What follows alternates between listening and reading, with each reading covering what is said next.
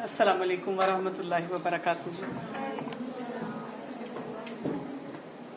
Nahmadu wa nusalli ala rasulihil kareem. Amma ba'd, fa'auzu billahi minash shaitanir rajeem. Bismillahir rahmanir rahim. Rabbi shrah li sadri wa yassir li amri wahlul 'uqdatam min lisani yafqahu qawli. I was thinking of the jungle. I remembered this story I had read a couple of weeks back, in which there is a pregnant deer, Hiran, and this pregnant deer has to give birth. And she is looking around in the jungle because she is familiar with the whole environment, trying to find a nice place where she can have her baby. And suddenly she found this nice pasture, green, looking very safe. She goes there, very close to the riverbed, and she thought, this is like the perfect place where I'm going to have my baby. She suddenly noticed thick clouds up in the sky. And she was like little apprehensive. On her left side, she saw hunter approaching with a gun pointing towards her. Now she is pregnant, she does not know what to do. Thick clouds up there, in front is a river. And on her other side, she thought maybe she could move out from there, and she saw a hungry lion. So she felt totally trapped in that jungle. What is going to be the fate of her baby, for which she was planning all along? Would the baby survive? Would she survive? A bad lightning struck. She saw fire. Now she's in more trouble. Is she going to burn? She's going to be killed. What's the fate of her baby? And in all that anxiety, she thought for a minute, what am I supposed to do? And she suddenly started having her labor pains. And she thought, forget about everything. I'm just going to focus on delivering my baby. And then I'll think beyond that. And while she was in that process, and the hunter, he focused on her, immediately the lightning struck. Rather than hitting her, he hit the hungry lion opposite. And immediately there was a heavy rain which extinguished the fire. And meanwhile, she had given birth to the baby. So the baby was fine, she was fine, fire was gone, hunter fled, and the lion was gone. Ultimately, what we find out, that the only thing that really helped her was her focus in that jungle. And this is exactly our scenario. Because in our life, if you look, we confront such moments of choice. We can react, we can act, we can think smart, or we can focus on our goals. You know, when you are in your university, you are studying, you have your halkas, you have your peer pressures, that is a time probably you are able to sustain things. But when you are out there, your vacation time, end of semester, your mind is free, you are free, that there is a great learning for us from this deer. What she did was focused on her priority amidst everything. When we are out there, we have temptations, we have issues, we have people and stuff with hidden agendas. हमें क्या करना है? हमें भी वो focus जो है लाना है. Our career, our priorities. We are living in a time of competition. We want to excel.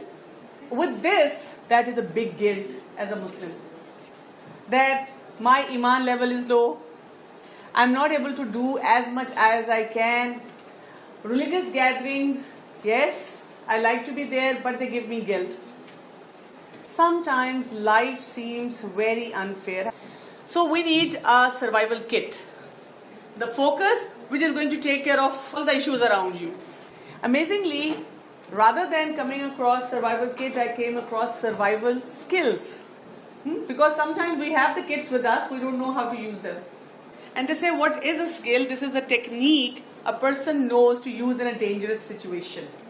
It's the skill where you take care of your basic necessities of life, At the same time, your ability to think straight. Because it is a difficult situation where you have to make wiser choices. Then they say you need to know when to signal for help and to whom you need to signal for help. You need to be aware of common ailments. Let's try to apply to ourselves. When you are out of the university, you are on your vacation, what do you need to do? You need to obviously take care of your basic necessities. Khana, peena, rest, working on your health. Second important thing, don't overdo anything and don't undermine it so that you maintain your health. At the very same time, you have to polish your skills about thinking straight, about the right focus, about what you are going to head for in your life. सारी छुट्टियां गुजार दी और बाद में आके किसी को कहा मेरा इतना दिल चाह रहा था किसी प्रोजेक्ट पे काम करूं.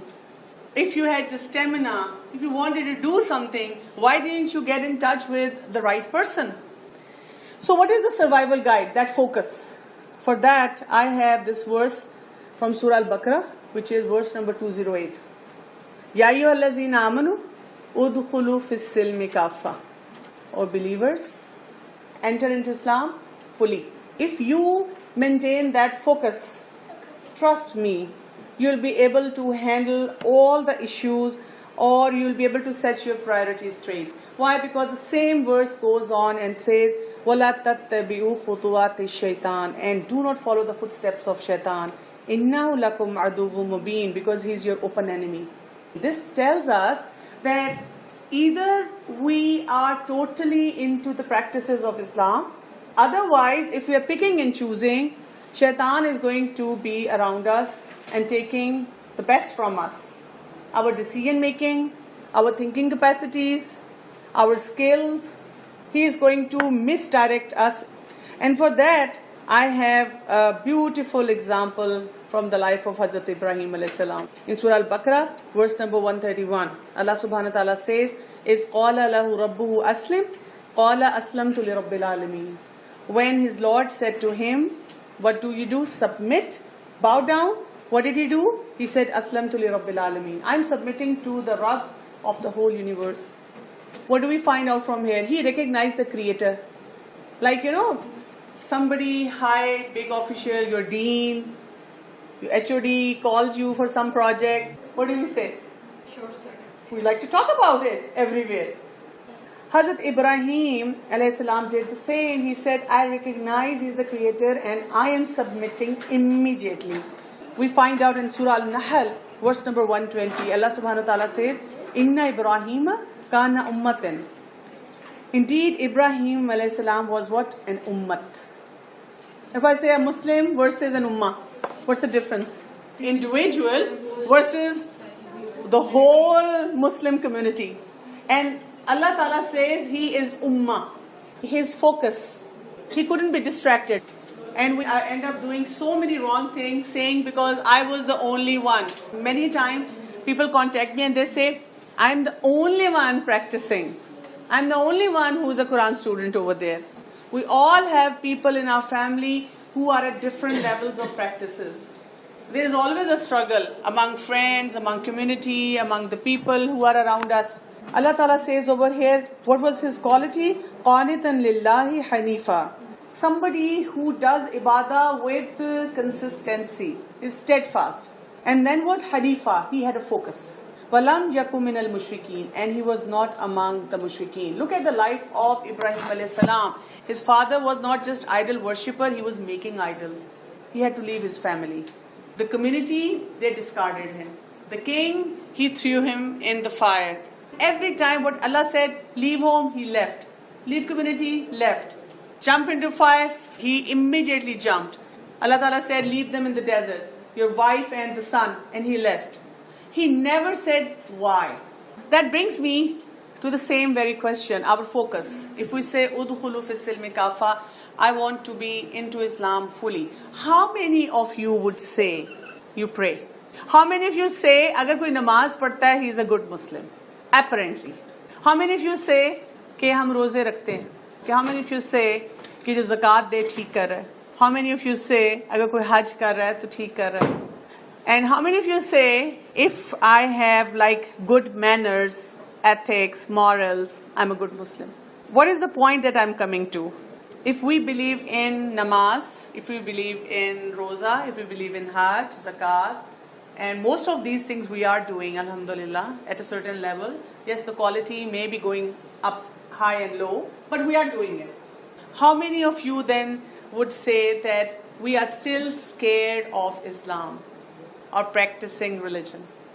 Because when we are actually in the society, and when I say society, it's like your cousin's wedding, when everyone is dressed up over there. All the occasions, weddings, deaths, convocations, you have your field trips, even you go for a job, you're going for internship, whatever you are doing.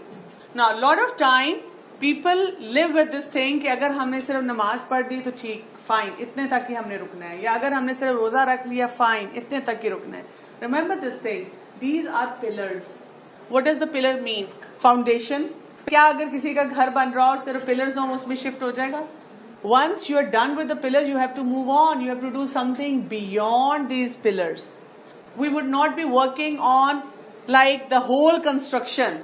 When we say udkhulu fi silmi kafa, this means what? This means you have to be picking and choosing things not because what you like and what you don't like, but you have to pick and choose things according to what? According to the factor that whatever Allah Ta'ala tells me, whatever things are there, let me put them into practice. Because without that, I won't have a focus. Without that, I will be with desires.